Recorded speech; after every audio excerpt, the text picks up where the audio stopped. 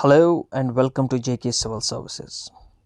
This is a one-shot video on economy, and in this one-shot video I will try to cover all of your current affairs that was in news since from last 1 year or 1.5 year.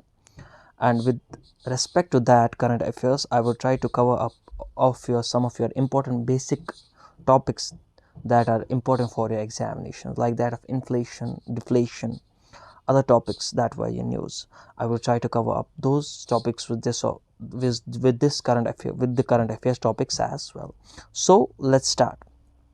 And today the first topic is about the autarky. So the question is, the term autarky often appearing in newspaper is associated with it. We know recently we have been witnessing the Russia-Ukraine war. So because of this Russia-Ukraine war, the inflation prices in all of world have been there. ठीक है, तो inflation हुई है world में, and India में भी ये inflation हुई है. So this autarky was in news because of the Russia-Ukraine war, and this term autarky is used in Russia. ठीक है, और ये autarky होता क्या है? ये जो autarky है, autarky means that it's an economy of self-reliance. What does this mean, this economy of self-reliance? It means that the trade happens within their own country. What? Trade within their own country. ठीक है? It means that the term autarky means a country with closed economy. It means that whatever trade is happening in that particular country, that happens within the country, and there is no global trade of that country like that of Russia. ठीक है, जब हम Russia की बात करते हैं, so we know that Russia follow the model of closed economy, and this autarky was in news, and it means that a country with closed economy is known as autarky, and it's because of the Russia. This was in news. So it can be asked in your examination what autarky is. So you should know that the autarky is a country with closed economy, trade happens within their own country, there is no global trade, and this is economy of self-reliance. So this is all about the first topic. देखिए, और एक topic जो news में था, एक और term जो news में थी, उसको हम बोलते हैं shrinkflation. Before just looking what shrinkflation is, हम कुछ जानते हैं इन्फ्लेशन के बारे में. ठीक है, कुछ जानते हैं इन्फ्लेशन के बारे में. देखिए, जब हम इन्फ्लेशन की बात करते हैं सिस्टम में, इन्फ्लेशन, ये इन्फ्लेशन होता क्या है? देखिए, इन्फ्लेशन या डिफ्लेशन सिस्टम में होता क्यों है? इन्फ्लेशन और डिफ्लेशन सिस्टम में इसलिए होता है when there is mismatch between demand and supply. Whenever there is mismatch between demand and supply, two things happen, either inflation or deflation happens in this system. आप हमेशा याद रखिएगा that the demand supply is always controlled by RBI. ये आपसे पूछा जा सकता है, and the supply side is always controlled by the government. ठीक है, डिमांड कौन कंट्रोल करता है? आपकी RBI, reserve bank of India, federal bank of India, ठीक है, central bank of India, that always controls the demand side, and the supply side is always controlled by the government. That's the government that controls the supply side. Or whenever there is mismatch between demand and supply, and this mismatch leads to inflation and deflation in the system. अगर हम अब बात करेंगे ये mismatch होता कैसे है. For example, अगर मैं आपको बोलूँ कि सप्लाई हमारी जो है वो कांस्टेंट है, ठीक है, सप्लाई क्या है? कांस्टेंट है, और हमारी डिमांड जो है इंक्रीज़ हो रही है. क्या हो रही है? डिमांड इंक्रीज़ हो रही है. आपकी सप्लाई जब कांस्टेंट है और आपकी डिमांड जब इंक्रीज़ हो रही है, तो सिस्टम में क्या होगा? सिस्टम में आपको इन्फ्लेशन होगा. So this is case one. Whenever there is constant supply and the demand increases, and this mismatch between supply and demand creates inflation in the system. This is case one. अब देखते हैं दूसरा case. दूसरा case है, अगर आपकी supply decrease हो जाए और आपकी जो डिमांड है वो कांस्टेंट रह जाए, उससे भी आपके सिस्टम में क्या होता है? आपके सिस्टम में क्या होता है? इन्फ्लेशन क्रिएट होती है. अगर आपके सिस्टम में सप्लाई डिक्रीज़ हो रही है और डिमांड कांस्टेंट रह रही है, तो उसकी वजह से भी आपका क्या है? आपकी सिस्टम में क्या होती है? इन्फ्लेशन होती है. और अब तीसरा केस इन्फ्लेशन का ये है, अगर सिस्टम में जो है सप्लाई डिक्रीज़ हो रही है, ठीक है, और हमारी जो डिमांड है वो इंक्रीज हो रही है, और इस चीज़ की वजह से भी हमारे सिस्टम में क्या होता है, इन्फ्लेशन होता है. So it means that we have seen 3 cases of inflation. Whenever there is mismatch between demand and supply, and that mismatch creates inflation and deflation in the system. और 3 cases हमने देखे, अगर supply constant है, demand increase हो रही है. अगर supply decrease हो रही है, डिमांड कांस्टेंट रह रही है. अगर सप्लाई डिक्रीज़ हो रही है, डिमांड आपकी इंक्रीज़ हो रही है. और इन तीनों की वजह से हमारे सिस्टम में क्या होता है, इन्फ्लेशन होता है. So whenever there is mismatch between demand and supply, that mismatch between demand and supply creates inflation and deflation in the system. अब देखते हैं इन्फ्लेशन होता क्या है. जब हम इन्फ्लेशन की बात करते हैं, इन्फ्लेट होना, इन्फ्लेशन का मतलब होता है इन्फ्लेट होना. Whenever there increases there is increase in the price of commodities, price increase in the price of commodities. ठीक है, उसको हम क्या बोलते हैं, इन्फ्लेशन. और एक कमोडिटीज को होते हैं, commodities is nothing that's sum of goods and services. Sum of goods and services is equal to commodities. And whenever there is increase in the price of these commodities, that's goods and services, that's known as inflation. And whenever there is decrease in the goods and services, that's in the price of goods and services, that's commodities, that's known as deflation. ठीक है, decrease होता है किसमें, deflation में. और inflation में क्या होता है, prices commodities that's goods and services की प्राइस क्या होती है, इंक्रीज होती है. देखिए, अगर हम जब इन्फ्लेशन की बात करते हैं, हम बोलते हैं कि इन्फ्लेशन, आप देख रहे हैं रशिया यूक्रेन की वॉर की वजह से इन्फ्लेशन हमारे जो है इंडिया में हायर है, because of there are so many reasons. क्योंकि हमारी जो है हमारे उनका साथ ट्रेड चलता है, और वो ट्रेड हमारा क्या इफेक्ट करता है, हमारी जो डिमांड और सप्लाई पे इफेक्ट करता है, और उसकी वजह से हमारी कंट्री में भी इन्फ्लेशन होता है. ठीक है, अगर हम इन्फ्लेशन की बात करें, हम बोलते हैं कि मॉडरेट लेवल ऑफ इन्फ्लेशन जो है, मॉडरेट लेवल ऑफ इन्फ्लेशन, ये जो मॉडरेट लेवल ऑफ की इन्फ्लेशन है इस सिस्टम में, this is good for our economy, this is good for our system. क्यों मॉडरेट लेवल ऑफ इन्फ्लेशन हमारे सिस्टम के लिए अच्छी है, इसलिए सच अच्छी है क्योंकि अगर हमारे सिस्टम में मॉडरेट लेवल ऑफ इन्फ्लेशन रहेगी तो उससे क्या होगा, हमारी जो है डिमांड इंक्रीज़ होगी. देखिए, ये एक साइकिल बनता है. अगर हमारी डिमांड इंक्रीज़ होगी, इट मीन्स दैट लोगों के पास पैसा ज़्यादा आएगा. जब लोगों के पास पैसा ज़्यादा आएगा, लोग ज़्यादा खरीदेंगे, और जब लोग ज़्यादा खरीदेंगे, वो गवर्नमेंट को टैक्स क्या ज़्यादा दे पाएंगे. जब लोग गवर्नमेंट को टैक्स ज़्यादा दे पाएंगे, तो गवर्नमेंट की क्या जीडीपी क्या होगा, ग्रॉस डोमेस्टिक प्रोडक्ट जो हमारी कंट्री का है वो क्या होगा, इंक्रीज़. और ये ग्रॉस डोमेस्टिक प्रोडक्ट क्या होगा, इंक्रीज़. जब हमारा जीडीपी रेट इंक्रीज़ होगा, तो जब गवर्नमेंट के पास पैसा ज़्यादा आएगा, तो उसकी वजह से क्या है, हमारे कंट्री में एम्प्लॉयमेंट अपॉर्चुनिटीज़ ज़्यादा होगी. So good moderate level of inflation is good for our economy. Why it's good for our economy? Because there is increase in the demand, and when there is increase in the demand, लोगों के पास पैसा ज़्यादा आएगा, और उसकी वजह से they can give more tax to the government, and when they give more tax to the government, it means that the GDP, gross domestic product, will increase. And when the gross domestic product will increase, there will be more employment opportunities in our country. So this means that the moderate level of inflation is good for our economy. ठीक है, और जो हमारा है RBI का, RBI ने बोला है that हमारी जो इन्फ्लेशन की टारगेट है, that's 2 to 6%. कितना है, 2 to 6%. देखिए, 2012 तक हमारा जो इन्फ्लेशन कैलकुलेट होता था, वो किसकी वजह से होता था, होलसेल प्राइस इंडेक्स की वजह से. और 2012 के बाद किसकी वजह से होता है, कंज्यूमर प्राइस इंडेक्स की वजह से हमारा जो है इन्फ्लेशन जो कैलकुलेट होता है. और ये किसकी रिकमेंडेशन थी, ये उर्जित पटेल कमेटी की रिकमेंडेशन थी, that we should change our inflation calculation from WPI to consumer price index, that CPI. और जो RBI ने CPI का टारगेट रखा है, दैट्स 4%. हमारा CPI कितना होता है, हमारा CPI होता है 4%. और हमारी जब इन्फ्लेशन कैलकुलेट होती है, वो कैसे होती है, CPI ±2%.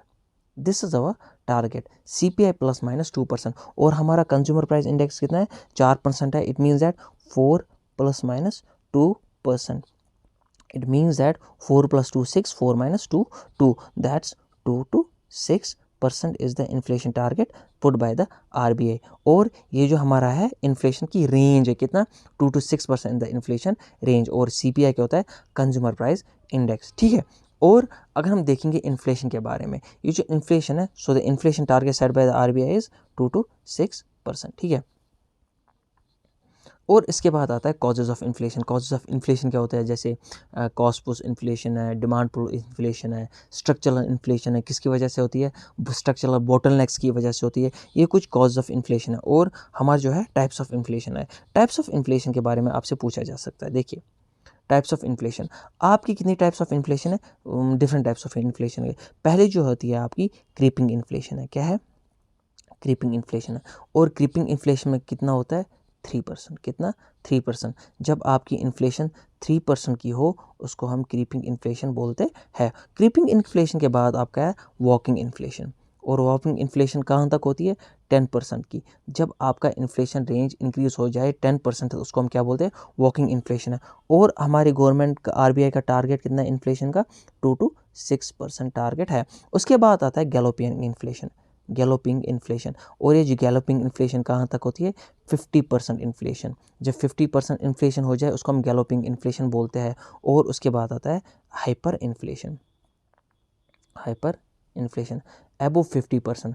एबो 50% जब हो जाए उसको हम हाइपर इन्फ्लेशन कहते हैं। देखिए जब हमारे सिस्टम में गैलोपियन इन्फ्लेशन, हाइपर इन्फ्लेशन, या हम बोलते हैं वॉकिंग या क्रीपिंग, वॉकिंग इन्फ्लेशन हो जाए तो इजीली हम कंट्रोल कर सकते हैं। बट अगर हमारे सिस्टम में गैलोपिंग या हाइपर इन्फ्लेशन हो जाए तो उसको कंट्रोल करना बहुत ही मुश्किल होता है। लाइक दैट, अब आपको मैं एग्जांपल आपको दूं, अगर हम 2019 में जो वेनेजुला में हुआ था वहाँ पे हुआ था क्या, हाइपर इन्फ्लेशन। या 2022 में भी हुआ था, श्रीलंका में हुआ था, क्या हुआ था, हाइपर इन्फ्लेशन। और हाइपर इन्फ्लेशन की वजह से क्या होता है, हाइपर इन्फ्लेशन की वजह से इतना बड़ा टारगेट, आपकी प्रॉब्लम ये होती है आपकी सिस्टम में, आपकी कंट्री में, आपकी इकोनॉमी में, कि आपकी जो करेंसी है हाइपर इन्फ्लेशन की वजह से आपकी करेंसी जो है वो क्या होती है, डिवैल्यू होती है।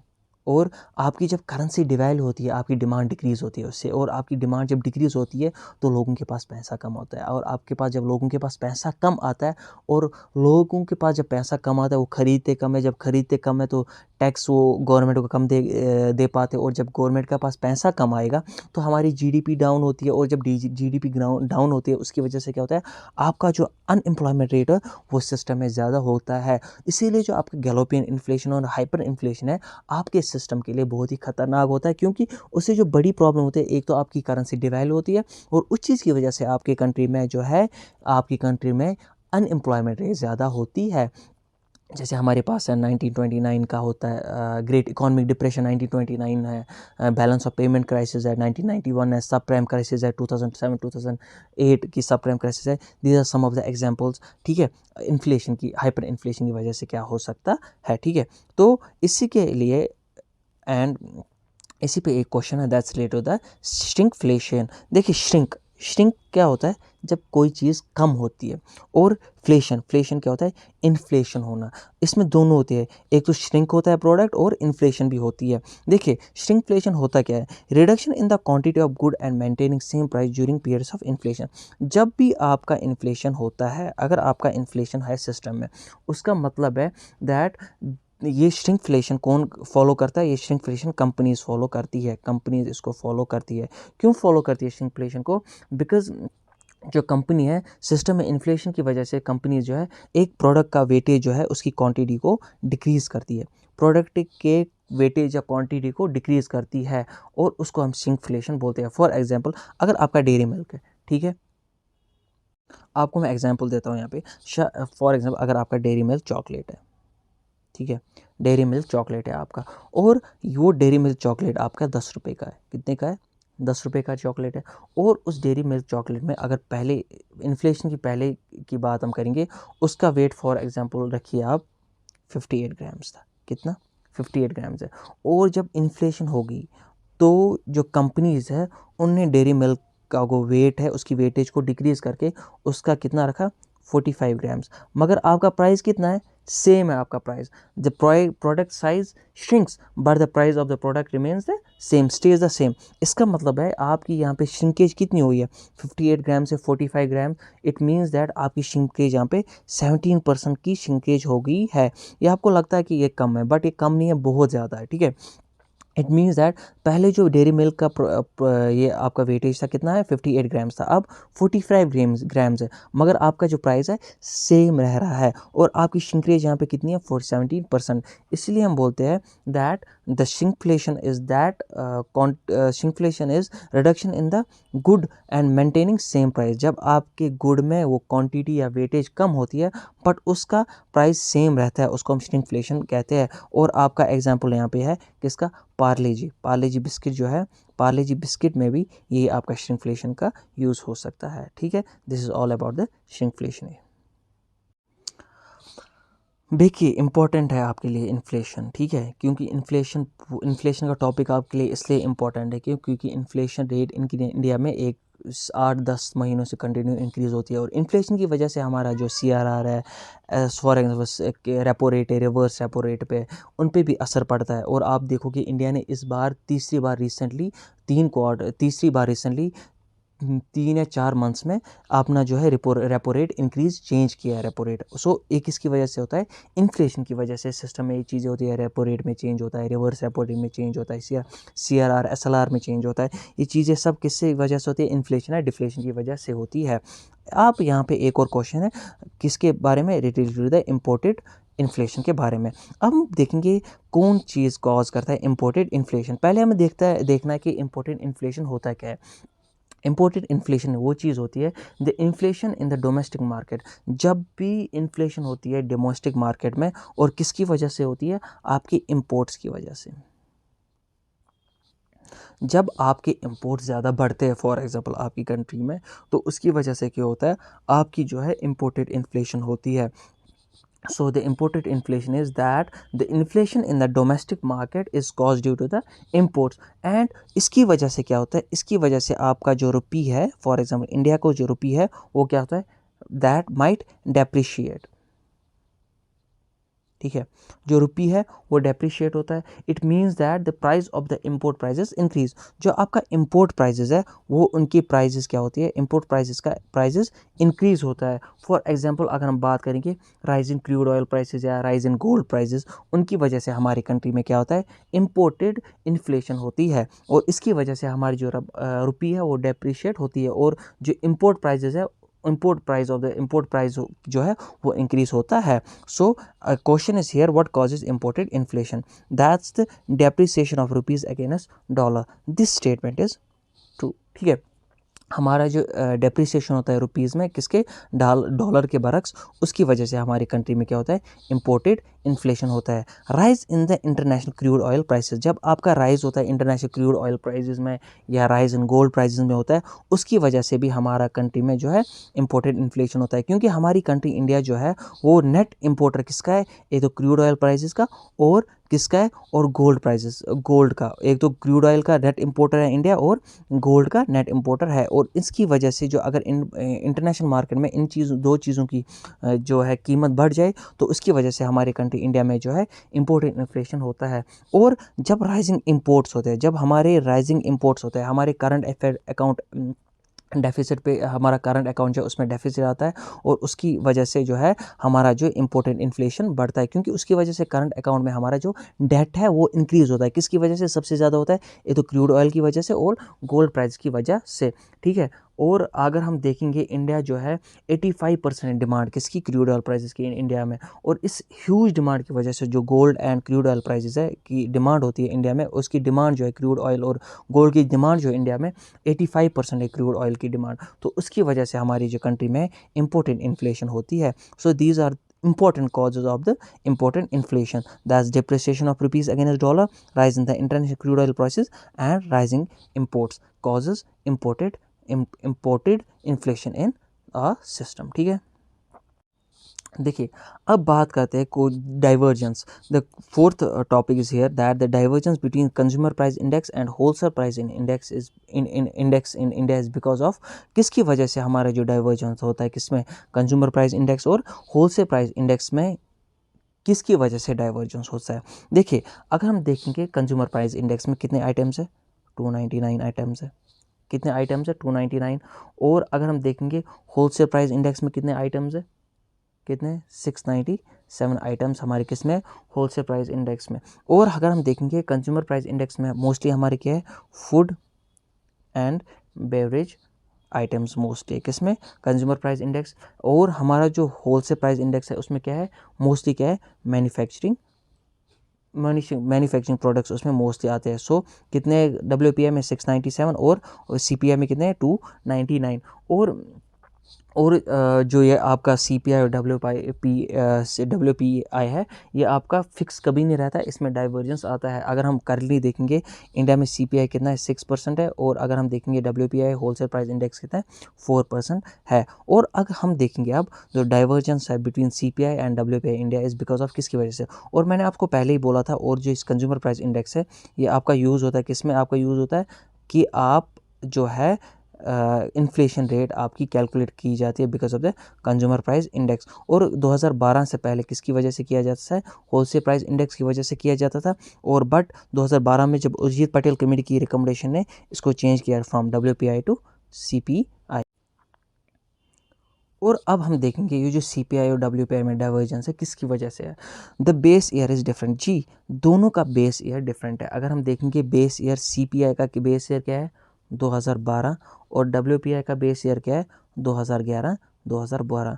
सो इन बेस ईयर की डिफरेंस की वजह से यहाँ पे डाइवर्जेंस है किसमें, CPI में भी और WPI में भी। So the first statement is correct, the base year is different for both CPI and WPI। दूसरा क्या है, the weightage of the groups are different. जी, जो वेटेज है दोनों ग्रुप्स का, अगर हम देखेंगे CPI की वेटेज कितनी है 299 और WPI की है 697। और इस वेटेज की वजह से भी है जो डाइवर्जेंस है दोनों में कितनी है, जो डाइवर्जेंस में CPI और WPI में है किसकी वजह से, वेटेज की वजह से और बेस ईयर की वजह से है। और जो इसमें है variation in the base effect, ये जो वेरिएशन आ रहा है बेस इफेक्ट में, ये जो आपका बेस इफेक्ट है वो होता क्या है, ठीक है। ये जो आपका बेस ईयर है, variation in the base year, variation जब बेस ईयर में होता है उसकी वजह से भी आपकी डाइवर्जेंस होती है किसमें, कंज्यूमर प्राइस इंडेक्स में और होलसेल प्राइस इंडेक्स में भी। और आपका ये बेस इफेक्ट होता क्या है, देखिए ये बेस इफेक्ट आपका होता क्या है।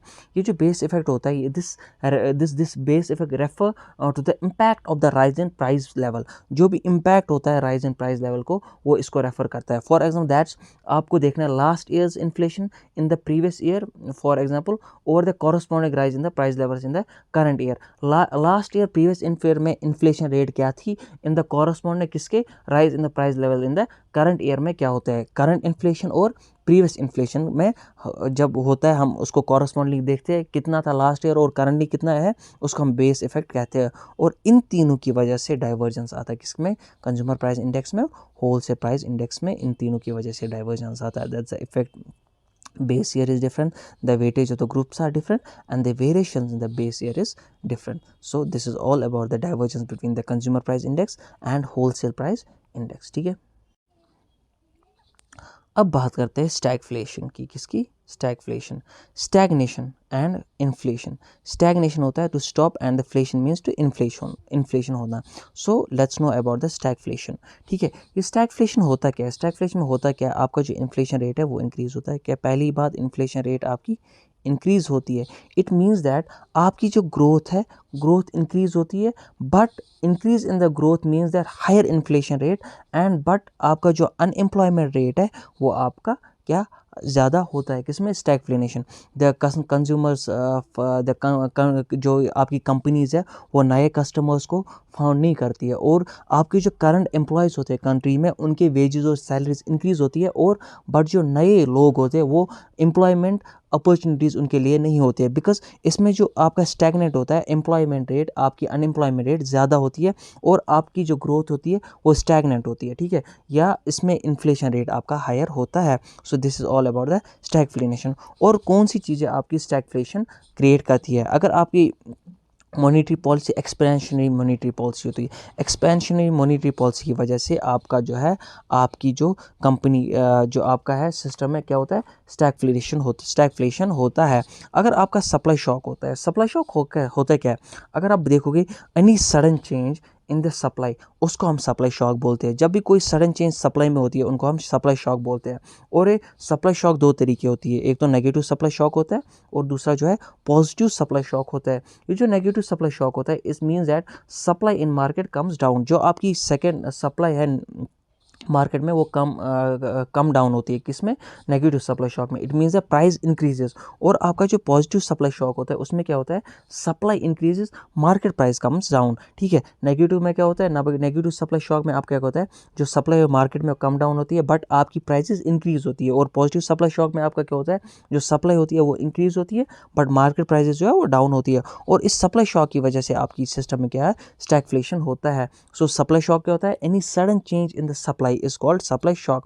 और अगर आपकी जो एक्सपेंशन हो जाए मॉनेटरी पॉलिसी आपकी एक्सपेंशन हो जाए, या आपकी फिजिकल पॉलिसी आपकी एक्सपेंशन हो जाए, तो उसकी वजह से आपके सिस्टम में क्या होता है, स्टैगफ्लेशन होता है। So these are the causes of stagflation, that is the expansion in monetary policy, supply shock act, जब आपकी एक्सपेंशनरी फिजिकल पॉलिसी होगी सिस्टम में, उसकी वजह से आपका स्टैगफ्लेशन होता है। So this was also in news, ठीक है। देखिए, आपको जानते हैं national anti profiteering authority NA के बारे में जानते हैं। ये जो एनए आपका किसके आता है, अंडर आता है, ये आपका आता है under section 171 of central GST, goods and services tax. ये आपका किसके अंदर आता है, जीएसटी के अंदर आता है। क्या, नेशनल एंटी प्रॉफिटेरिंग अथॉरिटी। ये प्रॉफिटेरिंग होता है क्या, इसका मतलब होता है टू प्रिवेंट करना। तो उसको हम किस में डालते हैं, नेशनल एंटी प्रॉफिटिंग अथॉरिटी को किस में डालते हैं हम, सेक्शन 171 ऑफ सेंट्रल जीएसटी, ठीक है। सेंट्रल जीएसटी में हम इसको डालते हैं, ठीक है। अगर हम जब प्रॉफिटिंग की बात करते हैं, ये प्रॉफिटिंग होता क्या है, ये प्रॉफिटिंग होता है to prevent. It means that the, for example I will tell you that, it means that the reduction in the tax rates, क्या बोलते हैं हम इसको, reduction in the tax rate और द बेनिफिट्स जो अवेल हमें करना है under input tax credit system में। जो आपका इनपुट टैक्स क्रेडिट सिस्टम है, it means that the benefits should be availed to the final consumer, और the benefits under GST should be availed और pass to the final consumers under anti profiteering authority, national anti profiteering authority, ठीक है। It means that the reduction in the tax rates, ठीक है, और the benefits availed under input tax system, input tax credit system should be pass to the final consumer, ठीक है। और इसका ये है कि दैट इसमें एनए में एक सनसेट क्लॉज है, क्या है, सनसेट क्लॉज ऑफ 2 years। ये सनसेट क्लॉज बोलता क्या है, आपका सनसेट क्लॉज बोलता है क्यों, that for how many years the authority will function, this authority will function for 2 years। और वो नेशनल आपका जो है सनसेट क्लॉज ऑफ 2 years भी इसी में आता है। और अगर आप बात करोगे अब यहाँ पे एनए की, नेशनल एंटी प्रॉफिटिंग अथॉरिटी की, it functions under the ministry of finance. ये आपसे पूछा जा सकता है that NA, that's national anti profiteering authority, works under which, ministry of finance, ministry corporate affairs, so it functions under ministry of finance. दूसरा, एक needs a quorum of a chairman and 3 technical members. इसमें जो है quorum किसका होना चाहिए, एक तो इसका चेयरमैन होना चाहिए और अदर 3 टेक्निकल मेंबर्स इसमें होने चाहिए। So the main aim of the national anti profiting authority is that you have to reduce in the tax rates, reduction in the tax rates and the benefits under the input tax credit system should be passed to the final consumers. This is the main aim of National Anti-Profiting Authority of India, and it comes under the Central GST Act, Central Goods and Services Act, that's under section 171 of Central GST Act, that's about the NAA, National Anti-Profiting Authority of India, ठीक है।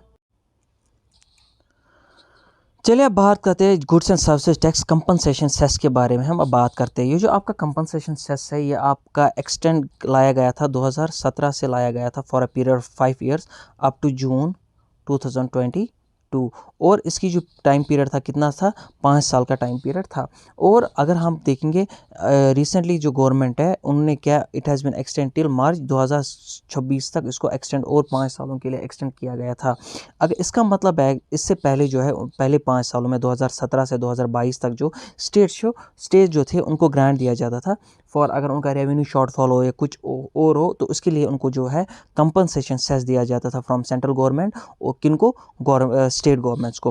But अब जो है it means that the government ने कहा that the states will not continue get the compensation set under GST after June 2022 से जो states है उनको अब कंपनसेशन सेस नहीं दिया जाएगा, but it has been extended till 2026। देखिए क्या है, जब भी आपका टैक्स रेवेन्यू ऑफ स्टेट्स जो है वो इंक्रीज़ किया जाएगा, वो इंक्रीज़ किया गया किसमें, कंपनसेशन में। कितना इंक्रीज़ किया गया, that's about 14%। That's the tax revenue of states will increase to 14%, किसमें, कंपनसेशन सेस में। और जो है अब भी ये प्रोवाइड किया जाएगा किसके, टिल 2026, मगर किसमें, गवर्नमेंट ने कहा that we will provide compensation cess to the states only for a special purpose, that's to repay the loans। अगर स्टेट गवर्नमेंट्स को लोन्स रिपे करने हैं, उनका लोन्स शॉर्टफॉल हो रहा है वहाँ पे, तो गवर्नमेंट आपका क्या है, वहाँ पे आपको गवर्नमेंट हेल्प करेगी टू रिपे लोन्स। बस ये इसका एक मतलब है। बट अगर हम 2022 तक देखेंगे, 2017 से देखेंगे 22 तक, वहाँ पे आपका अगर रेवेन्यू शॉर्टफॉल होता था, कुछ और होता था, गवर्नमेंट आपको वो कंपनसेशन सेस देती थी। बट 2022 से 26 तक अब आपको गवर्नमेंट कंपनसेशन सेस नहीं देंगे, तब देगी अगर आपका लोन्स रिपे करना होगा, तब देगी। सो इसीलिए इसको एक्सटेंड किया गया है, कहाँ तक, 2026 तक एक्सटेंड किया गया है किसको, कंपनसेशन सेस को, जो GST goods and services compensation cess है। ठीक है, एक और टॉपिक है जो आपकी न्यूज़ में था करंट अफेयर्स में, दैट्स एनबीबीएल। दैट्स एनबीबीएल होता है national payment corporation of India, NPCI Bharat pay limited.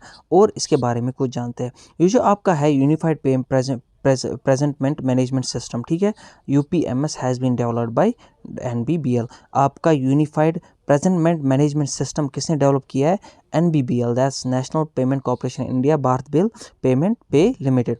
और इसका मतलब क्या है, UPMS unified presentment management system का मतलब क्या होता है। देखिए, जब भी आपकी रिकरिंग पेमेंट्स होती है और इन रिकरिंग पेमेंट की बिल्स आपको चाहिए, द सिस्टम इट ऑटोमेटिकली, आपका जो बैंकिंग सिस्टम है वो ऑटोमेटिकली फैच करेगा बिल को, और वो बिल प्रोवाइड करेगा किसको, फाइनल कंज्यूमर को, और वो बिल शो करेगा टू द कंज्यूमर, दैट्स यूपीएमएस।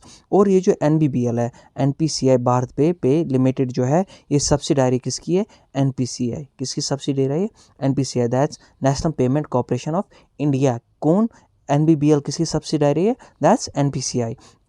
और NPCI is a section 8 company under companies act 2013 की एक कंपनी। एनपीसीआई जो है ये सेक्शन 8 के अंदर आता है, कंपनी अंडर आती है किसके, कंपनीज एक्ट 2013 के। जो NPCI is a section 8 company, एक होता है सेक्शन 8 कंपनी और दूसरी होती है सेक्शन 25 कंपनी। देखिए, जो एनपीसीआई ये कौन सी है, ये सेक्शन 8 कंपनी है, किसके अंडर, अंडर कंपनीज एक्ट 2013। और दूसरी होती है सेक्शन 25 कंपनी। सेक्शन 25 कंपनी वो कंपनी होती है जो कंपनीज एक्ट 1956 के अंदर आती है। उन सब कंपनीज को हम बोलते हैं सेक्शन 25 कंपनी। और सेक्शन 8 कंपनीज वो कंपनीज एक्ट कंपनीज होती है जो आती है किसके, कंपनीज एक्ट 2013 के अंदर। और अगर हम इसकी एग्जांपल लेंगे, सेक्शन 8 कंपनी की एग्जांपल लेंगे, GST network, goods and service tax G network है, वो किसके अंदर आता है, सेक्शन 8 कंपनी के अंदर। और this is all about NBBL, that's national payment corporation of India Bharat pay limited. और जो है ये किसकी सब्सिडायरी है, एनपीसीआई। और आपसे ये पूछा जा सकता है दैट एनपीसीआई कौन सी सेक्शन कंपनी है, इट्स सेक्शन 8 कंपनी जो अंडर आती है किसके, कंपनीज एक्ट 2013 के अंदर। और सेक्शन 25 कंपनीज वो कंपनीज होती है जो कंपनीज एक्ट 1956 के अंडर आती है। So this is all about the NBBL. ठीक है, topic 9 is about the digital payments. देखिए, following measures have been taken to promote digital payments. India में कुछ ऐप्स लाई गई थी, कुछ मेजर्स लिए गए थे, क्योंकि हमें डिजिटल पेमेंट्स को इंक्रीज करना है, हमें डिजिटल पेमेंट्स को प्रमोट करना है, कहाँ, इंडिया में।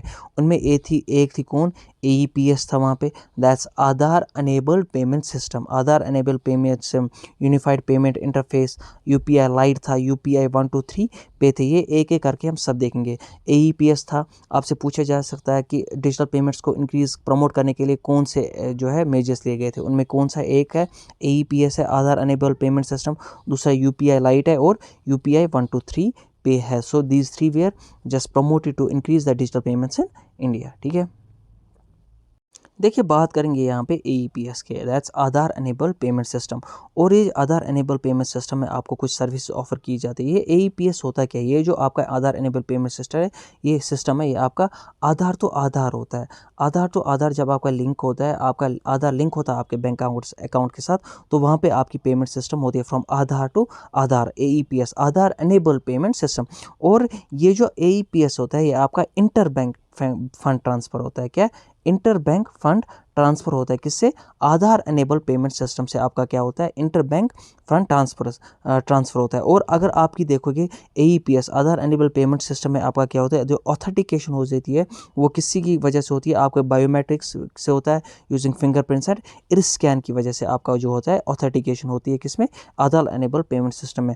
और देखिए कौन कौन सी सर्विसेज ऑफर की जाती है आधार एनेबल पेमेंट सिस्टम में। एक तो आपकी कौन सी? कैश विड्रॉल जी, आप कैश विड्रॉ कर सकते हैं, कैश डिपॉजिट कर सकते हैं, बैलेंस इंक्वायरी आप देख सकते हैं कि आपकी बैलेंस की है, आपके मिनी स्टेटमेंट आप निकाल सकते हैं। So these are the services that's offered under Aadhaar enable payment system, that's cash withdrawal, cash deposit, balance inquiry, that's mini statement, and it's Aadhaar to Aadhaar payment system, and it's a interbank fund transfer system, and authentication is using biometrics, that's fingerprint और iris scan की वजह से यहाँ पे होता है, that's Aadhaar enabled payment system। ठीक है, देखिए अब कुछ जानते हैं स्विफ्ट के बारे में। ये जो स्विफ्ट है इसका फुल फॉर्म क्या है? Society for world wide interbank financial telecommunications. क्या? Society for world wide interbank financial telecommunication is about this is swift. ठीक है, ये स्विफ्ट होता क्या है? ये जो स्विफ्ट है ये कॉपरेटिव्स ऑफ बैंक्स होता है। क्या? कॉपरेटिव्स ऑफ बैंक्स होता है यार, कॉपरेशन ऑफ बैंक्स होता है। और इसमें क्या होता है? ये एक मैसेजिंग सर्विस होती है। क्या होती है? मैसेजिंग सर्विस होती है। कौन? ये स्विफ्ट। और इसमें क्या होता है? जो स्विफ्ट है इसमें आपका मनी जो है पैसा ट्रांसफ़र नहीं किया जाता है, but only message are transfer, and through those message फिर आपका मनी ट्रांसफ़र होता है। The money is not directly transfer, but the money is not directly transferred, only message are transfer from one bank और one country to the another country, and it's a swift is a cooperation of banks और cooperative of banks. और recently जो है Russia को Swift से remove किया गया था, एंड अर्लियर किस कंट्री को रिमूव किया गया था? ईरान को इससे रिमूव किया गया था अर्लियर। किसको? किससे? सिस्टम से। और सिस्टम में वर्ल्ड के ऑलमोस्ट हर एक बैंक जो सेंट्रल बैंक है वो इसके साथ जुड़े हुए हैं। And SWIFT is Society for Worldwide Interbank Financial Telecommunication is SWIFT, and it's a cooperative of banks, and it's a messaging service, and money is not transferred directly, only messages are transferred. It can be asked in your examination that the recently which of the country have been removed from the SWIFT banking system, and it's Russia, and earlier which country was removed? Earlier Iran was removed from this system। ठीक है, आप कुछ जानते हैं UPI light के बारे में, क्योंकि हमें प्रमोट करना है UPI light Aadhaar enable payment system for digital payments. ये जो UPI लाइट है आप पेमेंट्स कर सकते हो विदाउट इंटरनेट कनेक्शन। किसमें? UPI लाइट में। इसकी स्पेशलिटी ये है that the people can make payments without the internet connection. ठीक है, इन UPI लाइट। ठीक है, तो इसमें क्या होता है? It will provide on device valid functionality, it will provides it's use in future phones में भी इसको इस्तेमाल किया जा सकता है जैसे UPI में। So it will provide on device valid functionality इसमें होती है। तो एंड जो दूसरा पार्ट है इसका, transaction through UPI light will not accrue additional factors authentication. ये जो एडिशनल फैक्टर ऑथेंटिकेशन आपका है ये जो है UPI लाइट में आपको नहीं चाहिए। ये एडिशनल फैक्टर ऑथेंटिकेशन क्या है? लाइक दैट ऑफ आपका वन टाइम पासवर्ड, OTP जैसे आपको मांगा जाता है फंड ट्रांसफ़र करने के लिए, या यूनिफाइड पेमेंट इंटरफेस पिन आपको होता है वो आपको मांगा जाता है। ये चीज़ें एडिशनल फैक्टर्स ऑथेंटिकेशन जो है AFA UPI लाइट में नहीं होते हैं फॉर द पेमेंट ऑफ, क्या बोलते हैं इसको, सो इसमें पेमेंट कर से विदाउट इंटरनेट कनेक्शंस, और इसमें आपका OTP और UPI पिन आपके नहीं चाहिए। ठीक है, इसमें जो वैलिड सर्विसेज होती है, वैलिड ट्रांजेक्शन अप टू होती है कहाँ तक? Valid service allow transaction up to 200 rupees, और विद जो आपका वैलिड बैलेंस होता है कितना होना चाहिए? ₹2000 तक हो सकता है। So this is all about UPI light.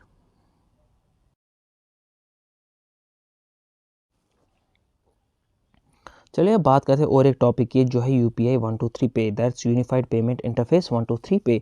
ये जो UPI 123 पे है इसका भी क्या है? इसका भी ये है for the promotion of digital payments. इसको भी क्या कर, इसकी यूसेज क्या है? For the promotion of digital payments. जो हमारी डिजिटल पेमेंट्स है उनको प्रमोट करना है इंडिया में। अगर हम UPI 123 पे की बात करेंगे, ये अवेलेबल है दोनों में, स्मार्टफोन्स में और ये फीचर फ़ोन्स में भी अवेलेबल है। अगर हम स्मार्टफोन्स और फीचर फ़ोन्स की बात करेंगे, ये जो फीचर फ़ोन्स है, फीचर फ़ोन्स वो फ़ोन्स होते हैं जो इनकॉर्पोरेट करते हैं फीचर्स सच एज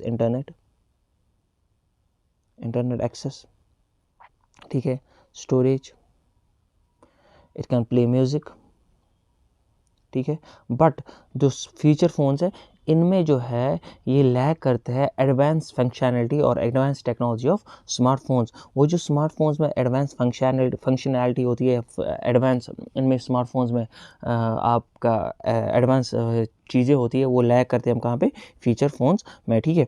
तो जो फीचर फ़ोन्स है जो UPI 123 पे बहुत अवेलेबल है, किसमें, स्मार्टफोन्स में भी और आपके फीचर फ़ोन्स में भी। अगर हम बात करेंगे on a consumer point of view से, जो कि ये UPI 123 पे है, so the consumers are allowed to conduct, यहाँ पे आपकी दोनों होती है, फाइनेंशियल और नॉन फाइनेंशियल ट्रांजैक्शंस आपकी होती है। क्या क्या होती है, एक तो फाइनेंशियल ट्रांजैक्शंस होती है और नॉन फाइनेंशियल ट्रांजैक्शंस होती है, ठीक है। सो क्या होती है आपकी, एक तो आपकी फाइनेंशियल और नॉन फाइनेंशियल दोनों ट्रांजैक्शंस आपकी UPI 123 पे में होती है। UPI 123 पे UPI हो या AEPD हो, या इन सब आधार एनिमेट पेमेंट सिस्टम हो, इन सब का एक ही मोटो एम है, हमें इंडिया में जो है अपनी डिजिटल पेमेंट्स को, डिजिटल ट्रांजैक्शंस को प्रमोट करना है, ठीक है। चलिए अब बात करते हैं वी शेप्ड रिकवरी की और यू शेप्ड रिकवरी की, which for indicates a V shaped recovery in the economy. हमें देखना है इकोनॉमी में वी शेप्ड रिकवरी कैसे होती है, ठीक है।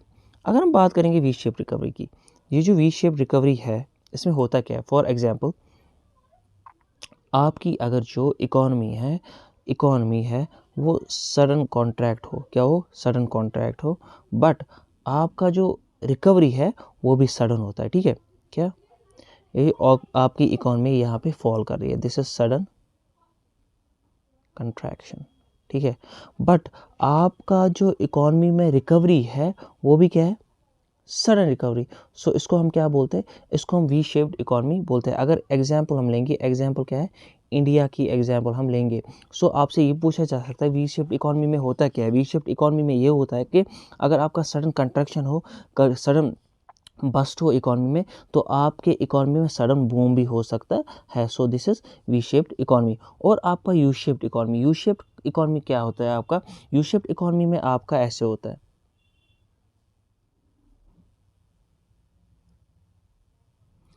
आपका जो कंट्रैक्शन हो, कंट्रैक्शन बस्ट आपका सडन होता है, सडन बस्ट और सडन कंट्रैक्शन, ठीक है। बट आपका जो रिकवरी है, रिकवरी आपकी बहुत ही स्लो होती है, रिकवरी वेरी स्लो। ये किस में होता है, आपकी यू शेप्ड इकोनॉमी में। सो आपकी एग्जांपल आप देखोगे, for example it means that अगर आपकी कंट्रैक्शन लो हो जाए तो, या बस्ट आ जाए आपकी इकॉनमी, इसका मतलब है कुछ जो सेक्टर्स है आपकी इकॉनमी में उनकी परफॉर्मेंस लो है और आपकी जो इकॉनमी रिकवर हो रही है, it means that some different sectors are doing good. So आपसे ये पूछा जा सकता है दैट यू शेप्ड इकॉनमी में क्या है, जो कंट्रैक्शन है वो सडन है, बट जो रिकवरी है वो वेरी स्लो है। और यू शेप्ड इकॉनमी में क्या है, आपकी वी शेप्ड इकॉनमी में आपकी कंट्रैक्शन भी सडन है और आपकी जो रिकवरी भी है वो भी सडन है। So this is the difference between U shaped and V shaped economy, ठीक है। अब बात करते हैं यहाँ पे वी शेप्ड इकॉनमी के। ये बोल रहा है कि क्वेश्चन टॉपिक है which following indicates a V shaped recovery in the economy, किस चीज़ की वजह से हमें वी शेप्ड रिकवरी होती है, वी शेप्ड रिकवरी इकॉनमी में होती है। अगर हम बात करेंगे पहले पावर कंजप्शन की, जी आपके power consumption, this is true. अगर आप पावर कंजप्शन की बात करें, फैक्ट्रीज़ में अगर ज़्यादा पावर हो, पावर ज़्यादा फैक्ट्री जो है उनमें पावर कंजप्शन ज़्यादा हो, इसका मतलब है फैक्ट्रीज ज़्यादा प्रोड्यूस करेंगे, और जब फैक्ट्रीज ज़्यादा प्रोडक्शन करेगी तो it's because of the more power consumption increases. And जब पावर कंजप्शन इंक्रीज होगा तो इसकी वजह से प्रोडक्शन ज़्यादा होगी, प्रोडक्शन ज़्यादा होगी तो डिमांड ज़्यादा होगी, डिमांड ज़्यादा होगी तो आपका जो है लोग के पास पैसा ज़्यादा आएगा, इस दैट ऑफ साइकिल, तो जीडीपी इंक्रीज होगी, एम्प्लॉयमेंट अपॉर्चुनिटीज़ आपके सिस्टम में इंक्रीज हो। It means that power consumption की वजह से आपकी वी शेप्ड इकॉनमी में रिकवरी हो सकता है, ठीक है। अगर हम हायर टोल कलेक्शन, अगर हमारा टोल टैक्स जो है हायर हो जाए तो उसकी वजह से भी हमारा वी शेप्ड एक रिकवरी हो सकता है इकॉनमी में। अगर आपकी रेलवेज फ्राइट ट्रांसपोर्टेशन, अगर रेलवे फ्राइट ट्रांसपोर्टेशन हायर हो जाए, रेलवे ट्रांसपोर्टेशन फ्राइट हाइट हो जाए तो उसकी वजह से भी आपका वी शेप रिकवरी इकॉनमी में हो सकता है। और हायर डिजिटल ट्रांजैक्शन, अगर आपकी डिजिटल ट्रांजैक्शंस हायर हो जाएगी, इसीलिए हमारे जो कंट्री में इंडिया में है हम डिजिटल पेमेंट्स को ज़्यादा प्रमोट कर रहे हैं, इसकी वजह से क्या होगा, जो आपकी रिकवरी होगी इकोनॉमी में वो क्विकली रिकवरी होगी. So this is all the factors are correct. Power consumption is correct, higher toll collections, high railway freight transportation, high digital transactions की वजह से आपकी जो वी शेप रिकवरी है इकोनॉमी में वो ज़्यादा होगी. ठीक है, अब बात करते हैं RBIH की. ये RBIH क्या है, reserve bank innovation hub. It was in your, this topic was in your news. ठीक है, ये जो रिजर्व बैंक इनोवेशन हब है RBIH है, ये RBIH आपका क्या है, ये आपका सब्सिडायरी है. किसका, RBI का सब्सिडायरी है. रिजर्व बैंक ऑफ इंडिया का क्या है, सब्सिडायरी. कौन, RBIH, reserve bank innovation hub. और इसका मोटो क्या है, इसकी एम क्या है, RBIH की, रिजर्व बैंक इनोवेशन हब का मोटो क्या है, इसका मोटो है टू प्रमोट फाइनेंशियल इंक्लूजन्स. क्या इसको करना है, जो RBIH है, रिजर्व बैंक इनोवेशन हब है, ये सब्सिडायरी RBI की है और इसका क्या है, इसको प्रमोट करना है फाइनेंशियल इंक्लूजन्स. ठीक है, और अब हम RBIH की कुछ बातें जान लेते हैं. ये जो है होली ओन्ड बाय है किसका, RBI. It's a subsidiary of RBI and it's owned by RBI. ठीक है, और ये सेटअप किया गया है under section 8 company act, under companies act 2013 के अंदर. ठीक है, जो आपका RBIH है, reserve bank innovation hub, it's a section 8 company under companies act 2013. आपसे पूछा जा सकता है सेक्शन 8 कंपनी क्या होती है, सेक्शन 25 कंपनी क्या होती है. जो सेक्शन 8 कंपनी होती है वो अंडर कंपनीज एक्ट 2013 होती है, और जो सेक्शन 25 कंपनी होती है वो कंपनीज एक्ट 1956 के अंदर होती है. This is the main difference. जो और सेक्शन 8 कंपनी का एक चीज़ है, इसमें आपका प्रॉफिट गारंटीड होता है, profit guaranteed, and you can invest it back. वो प्रॉफिट आप इस कंपनी में वापस इन्वेस्ट कर सकते हो. सो this is RBIH, reserve bank innovation hub. It's a subsidiary of RBIH and it's wholly owned by RBI. It's a section 8 company under Companies Act 2013 and it's used to promote financial inclusions. ठीक है, अब बात करते हैं UPI pay now की. ये जो आपका UPI पे नाउ है, इसका भी मोटो क्या है, to promote digital payments, digital transaction और डिजिटल पेमेंट्स हमें इससे भी प्रमोट करनी है. और ये UPI पे नाउ है क्या, unified payment interface pay now. ये वो डिजिटल पेमेंट सिस्टम्स है किसकी, RBI, reserve bank of India की, और MAS की. MAS क्या है, monetary authority of Singapore, monetary authority of Singapore, MAS. ये डिजिटल कोलैबोरेशन है UPI पे नाउ किसका, digital payment system of RBI, reserve bank of India and monetary authority of Singapore which have decide to link them. और इन्होंने क्या किया decide, RBI ने, MAS ने क्या डिसाइड किया, हम UPI पे नाउ और जो ट्रांजेक्शन्स हम करेंगे फ्रॉम सिंगापुर टू इंडिया और इंडिया टू सिंगापुर, हम इनको इनके साथ लिंक करेंगे. और once done funds can be transferred from Singapore to India using UPI VPA. और जो फंड्स आपको ट्रांसफ़र करने हैं फ्रॉम सिंगापुर टू इंडिया, वो आप किससे ट्रांसफ़र कर सकते हो, UPI VPA. ये जो UPI unified payment interface virtual payment address, क्या, VPA वर्चुअल पेमेंट एड्रेस है, इससे आप ट्रांसफ़र कर सकते हो money from Singapore to India, payment transfer from Singapore to India. और अगर आपको वापस इंडिया से क्या सिंगापुर आपको पेमेंट ट्रांसफ़र करनी है, तो वो कैसे आप कर सकते हो, using mobile numbers. So this is about the UPI pay now. ठीक है, देखिए अब PSL की बात करते हैं.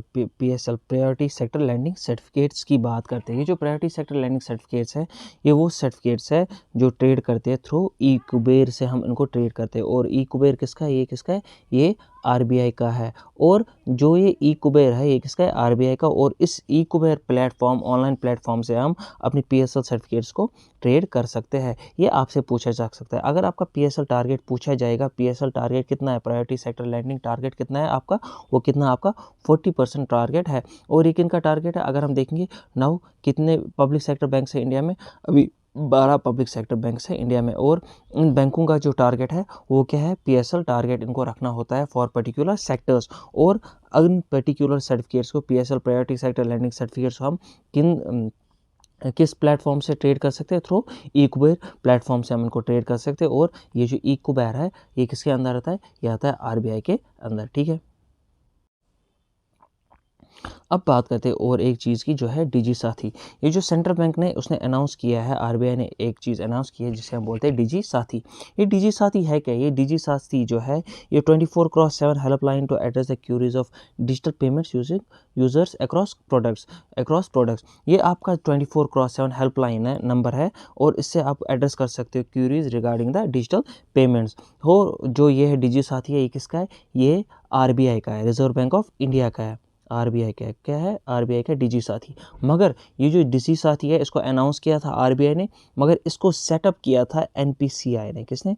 NPCI, national payment corporation of India. और जो ये national payment corporation of India ने इसने क्या इसको सेटअप किया, मगर अनाउंस किसने किया था? डिजी साथी, आरबीआई।